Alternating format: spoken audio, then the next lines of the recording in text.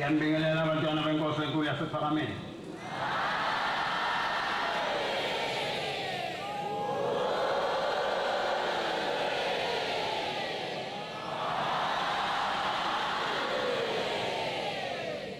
Sinezivakashi la bantwana bakwethu elinakekho ihamba nomhlonishwa uDr. Zibajiyane bacelile ukuthi ke beze enkonzweni yamaNazaretha.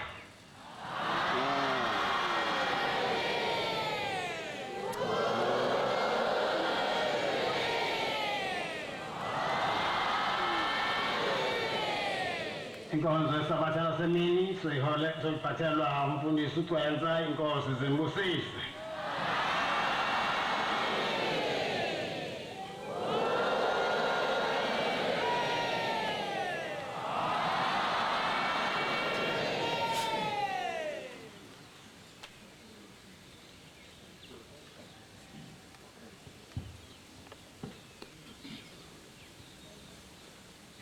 Umthandazo wesabatha imini yesabatha mayibe inhle wabangcwele.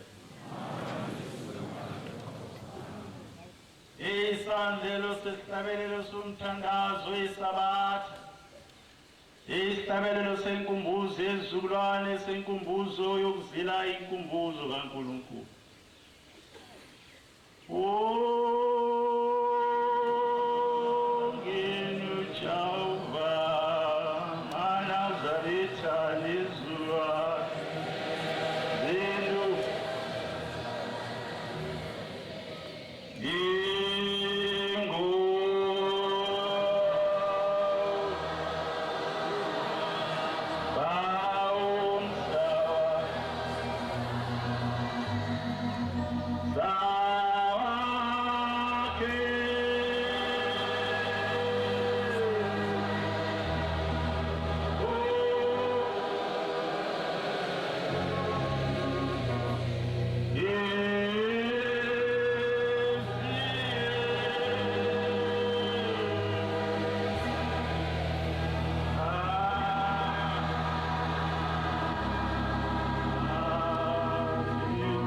Somthandazo wesabatha bandla elikhulu likamenzi wezulu nomhlaba sesingene ekuhlonipheni imini enkulu yahlonishwa ngubaba wethu benzi wezulu nomhlaba ekuqedeni kwakho kwenza izulu nomhlaba nezinto zonke mdumiseni odumisekayo.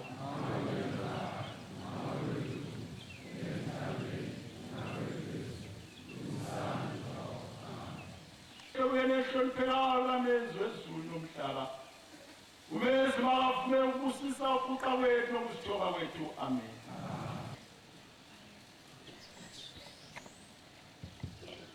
Ngiyayikhetha inkosi yasePhakameni.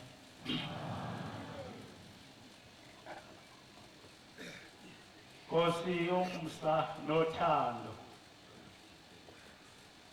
ngimi phambi kwakho ngimi inkosi ngaphambi kweyamenti yakho eyingcwele ohlabela ngayo amanye amavesi othi wayikhetha ngokuthanda kwakho.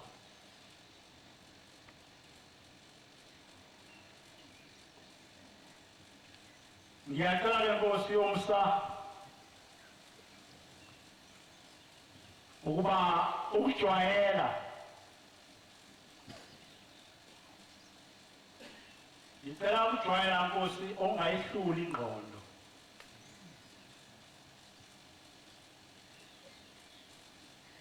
kuningi ukujwayela oyehlulayo ingqondo. Mhlawumbe ngase ngikhumbule ukuthi nangoJulayi bengengama kule ndawo. Mhlawumbe ngikhumbule ukuthi nasenhlangazi beke ngathunywa bese ngifikelwa ukujwayela okwehlulayo ingqondo. Ngicela-ke ukujwayela ongayihluli ingqondo.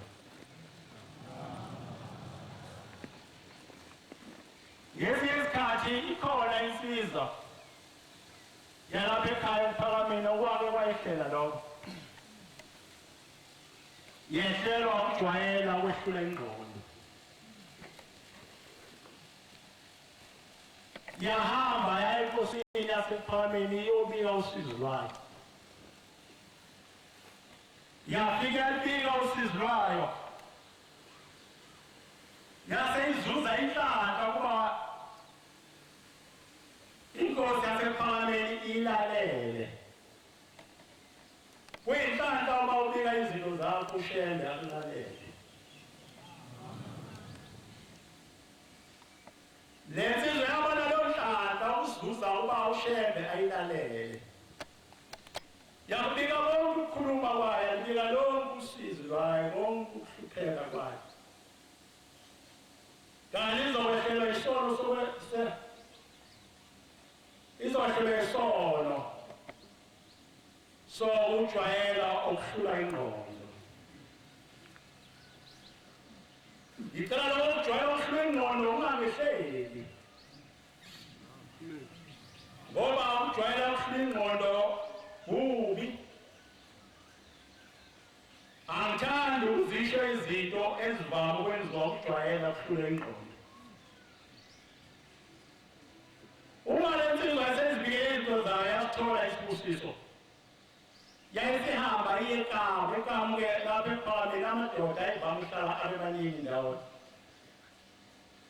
kwangavami ukufana lezinsuku lapha indoda ihlala yodwa edokodweni nenkosikazi ihlala yodwa amakhosikazi yalesikhathi ayevama ukuhlala endlini eyodwa namakhosazana ayenjalo uma ifika eKamu lendoda insizwa yayisizinika udumo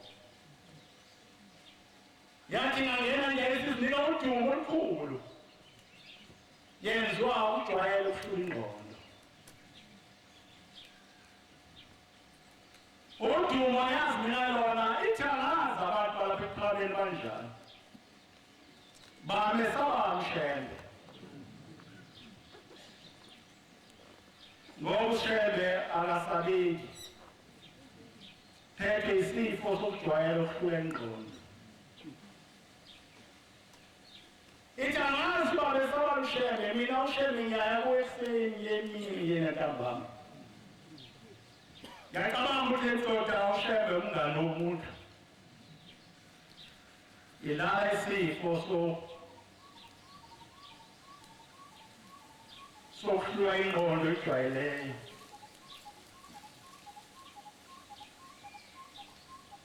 yayisithi nakusasa nje uzodlula ephuma bese ngiyabuya ngoba lezi izinto engizishiyileyo ngazibika ngoba ngisabi mina ngiyababa cela ngoba ngithi lapha ngiphiwe ukusaba okungapheli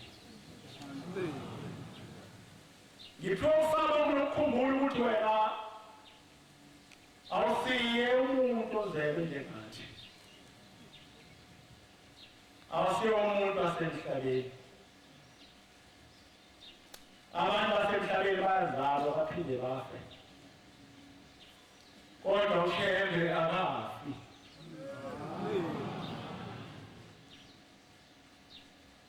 ngicela lokuphiwa njalo le ndoda insizwa esivula kusasa yayisebakela amakhosana ehlelayo abantu bayisukuthi iyabuyela ngiyomtshela baba konke ngisacabangayo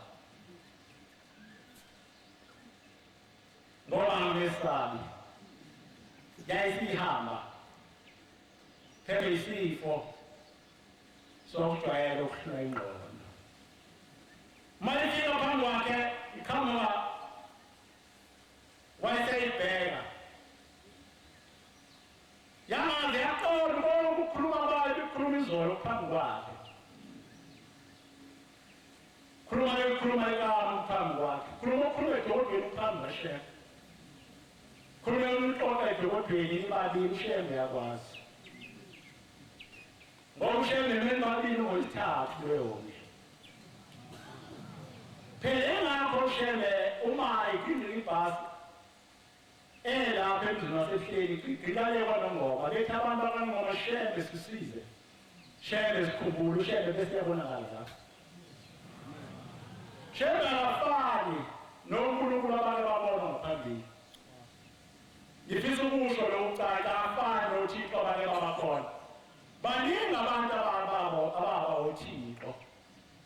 badunyiswa ngoNkulunkulu. NoPawuli nje wababizwa wathiwa uThixo. Wathi beshawa inyoka engaphi bafike abantu bathi nalazi uThixo wena. Kodwa ngeke uThixo ofana noShembe. Afani noNkulunkulu ukuthi imali ehleli lapha endlini. Ngeke ngitshele umfundisi engizohlala naye ngithi thina siyabezwa abantu bekhuluma bethi Nkosi izawubuya, Inkosi izakwehla, angazi izawuqhamuka, izawuvuka, besho konke abakucabangayo. Kodwa bahlupha ukuthi imkhonza uNkulunkulu onjalo. Ngoba lo uNkulunkulu wayethi engekho bafa abantu ababe engekho khona. uNkulunkulu wayehlala uThixo wakhe endlini. uNkulunkulu wayethi bayengekho eseNazaretha bafa uLazaro kweyindawo. Baze bathe athethisa ukuthi yabona ukuba ukhona ngabe umfowethu akafani. Kodwa uNkulunkulu wahlele kanjalo. uNkulunkulu wahlele ukhona zonke izindawo. Nasemzini yobaba nje waselapha nje ukhona.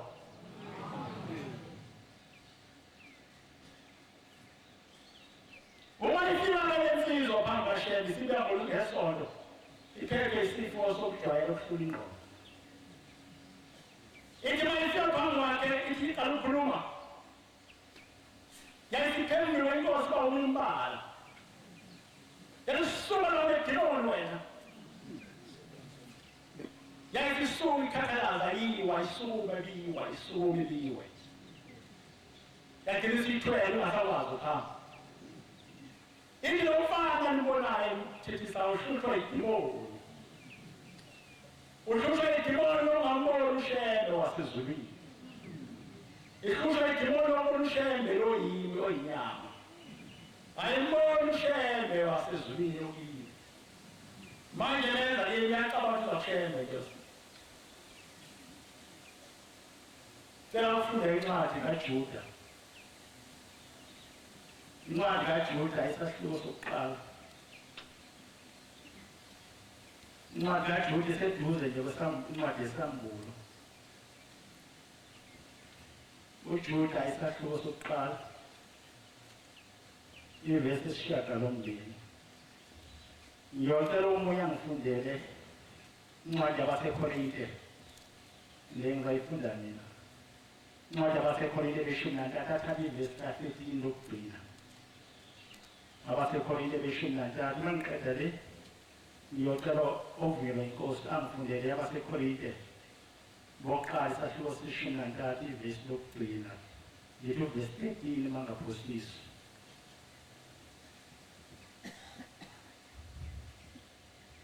Incwadi kaJuda isahluko sokuqala ivesi 5.